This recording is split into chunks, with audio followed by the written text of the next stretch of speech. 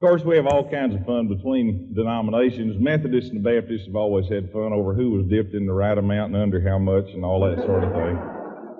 And real cute experience, which really happened several years ago. There was a Methodist minister and a Baptist minister, both of whom who had a terrific sense of humor, lived in this community, and were both active members of the same service club, Rotary or something like this. And when they met each week, each one of these men would alternate having the invocation, and each one would in some way, before he had his invocation, allude to the fact that, well, today we're to be led in prayer by a man who is closer to God than the man last week. And they would sort of tease each other back and forth. Well, it was a good spirit.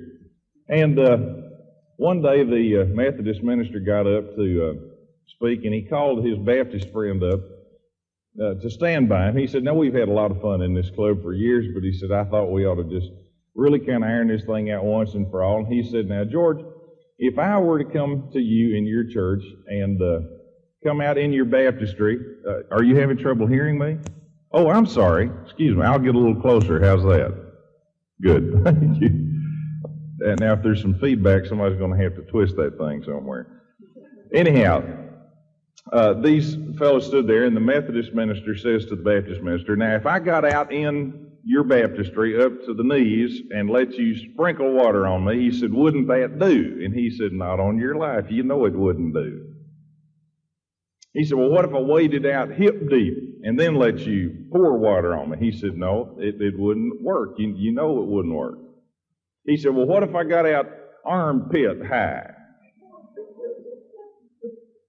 and he said, "No, man," he said, "it won't work, you know." And he said, "Okay, what about up to the chin?" He said, "No." He said, "What about to the hairline and then let you sprinkle me?" He said, "No."